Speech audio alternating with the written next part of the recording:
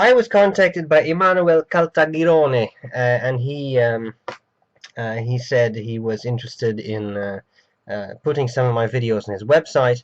And now you may wonder what's so interesting about that. Well, what's interesting about that is that not only he has an interesting website which is being developed, but also he is the guy who makes the new Wahl-Eversharp pens. You know, that was a brand that sort of disappeared and then it was resurrected, and he's one of the people who makes them, or the only person who makes them, maybe. And I said, well, that's really cool. I like those pens. And he said, well, you know what? I put your videos on my website. I send you one of those pens. I'm not going to object. So today I present to you the Wahl-Eversharp. Look at that. Look how shiny that box is. You can see the reflection of me pointing at the screen. How about that? Beautiful box. Really nice. It opens up. Whoops. It opens up, and then you get some stuff.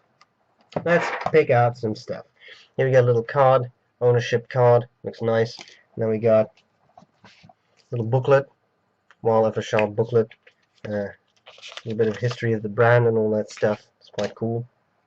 You can, okay, I think you should be able to take out, yeah, okay, you can take this out, but below that there's nothing, so I don't really bother. Alright, then we got the actual pen. Pen comes in this nice protective plastic case. This is the Skyline 50s collection, and this is the Speed Red. I told him I like the red. I'm going to cover the parts of the pen. I'll tell you what I like about it, what I don't like about it, and then I'll do a writing sample. Okay, let's start with the pen. First of all, first impression, it's not a really big pen. It may look big, but it's fairly thin. It's a narrow pen. It's also quite top heavy because there's a lot of metal on the cap, as you can see, but it's kind of nice. Let's start on top of the cap. You see this interesting band going on there. See, it's all the way around. Of course, that has to do with the clip. The clip is nice and springy, just the way I like a clip. Tight, but not so tight that you can't use it. You see that nice little bit there that I'm sure right there that keeps it in place. I love the ribs. That's pretty cool. And that red is just very, very intense. The cameras are always a little bit dodgy when it comes to picking up such extreme primary colors, but believe me, it's a very bright red, which I like a lot, actually. It's a bit red, like, you know, like Lord Windermere. Okay. You screw open the barrel. There's nothing on the end of the barrel. Or screw off the cap. The cap is quite heavy, as I said, and then you have the actual pen. A couple of things are very interesting. First of all, the very slim line the pen. You got the threads for the cap. You got the section, and you got this nice nib. It's not a particularly small nib. It's nice. It's a fine. It says Skyline. Has some scroll work on it. It's not really scroll work. Could those actually be skyscrapers? Anyway, you see it's black. It's rhodium plated, and that I'll come back to that. But what it is actually a fine nib that goes to medium. It's sort of a semi-flex that actually has some line variation. Quite cool. As the filling system, you unscrew this bit, blind cap, and then it's a piston-filled pen. So you can just screw, you open up, you twist that, and then you will draw in ink from a bottle, which is quite nice. And that's pretty much it. Notice the interesting step down from the barrel all the way there. You see that? So that's quite a bit away from where you hold it, which makes a very pleasant pen to hold.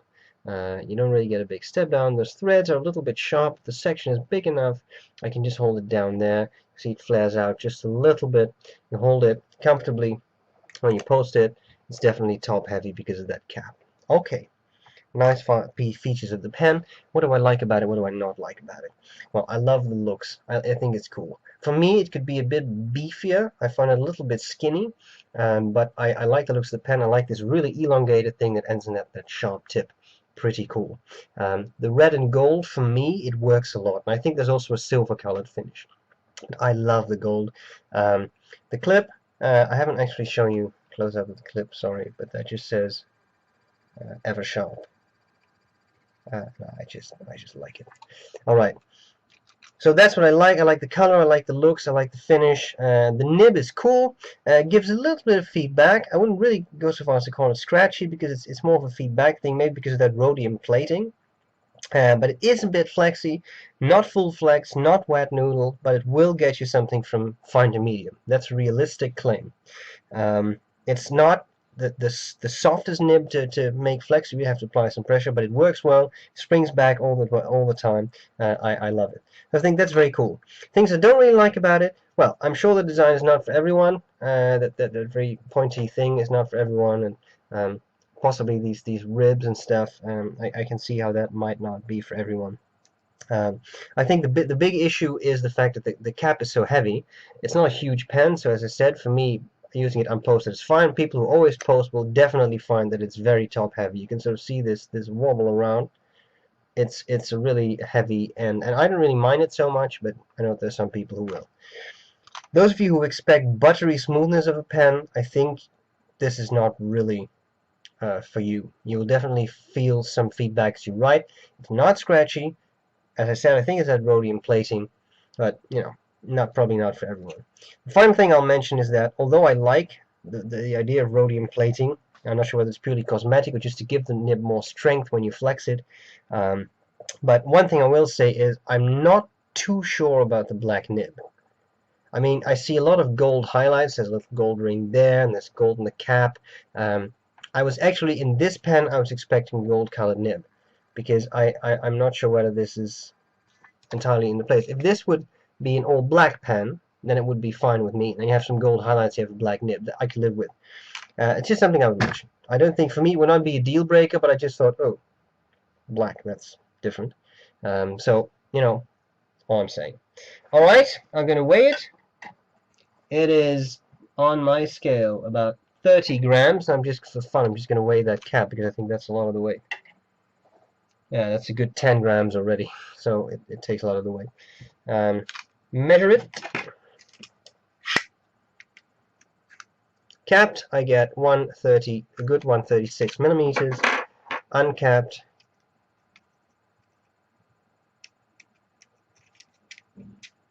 I get 131.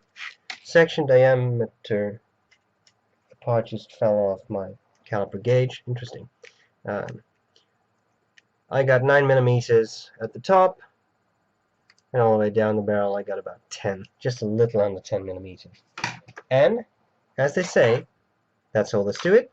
We need to see a writing sample. We're going to do that now. I hope this was useful. Thanks to Emmanuel for sending me the pen. I like it. And I'll see you later. Bye-bye. Alright, so here we go with this Wahl-Eversharp Skyline in the speed red finish. Whoops, Wahl-Eversharp Skyline. So the nib is F to M, they say. That was really pushing the flex. And the ink is Visconti turquoise.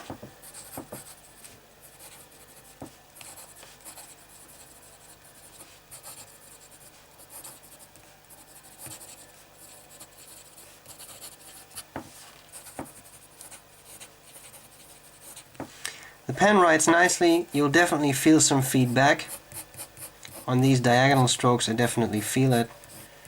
On these strokes a little bit less, but you definitely get some feedback. It's not scratch, it's not an annoying feeling, just the way the pen feels. Let's do a bit of fast writing. One thing I will say about this pen is that it's wet. And generally speaking, the feed keeps up very well. There was a bit of a skip there, but in this very fast writing I don't think that's particularly bad at all. When it comes to wetness, of course when I start to do that it doesn't write. But generally my impression is it's a fairly wet pen overall. So that's quite nice. You see that even parts of that I think were still wet. See, even parts of the writing there are still wet, so it's definitely a wet writer. Now here of course is the bit you've been waiting for, that line variation. So under no pressure whatsoever, this is the line you get. You start to apply more pressure. I'm taking this a bit slow to make sure it doesn't railroad, and of course then it railroads.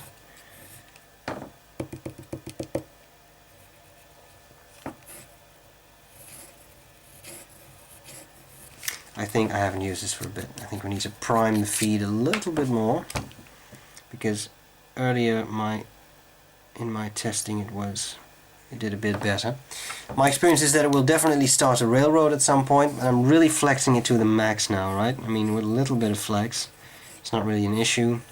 If you go further, at some point it will railroad. But as you see, I've now just primed the feed, just a few seconds of work, and then you can get this really nice line variation going. And if you go too fast, then you will definitely get railroading at some point. But as you can see, once primed, you can really take that nib quite a bit before it starts to railroad.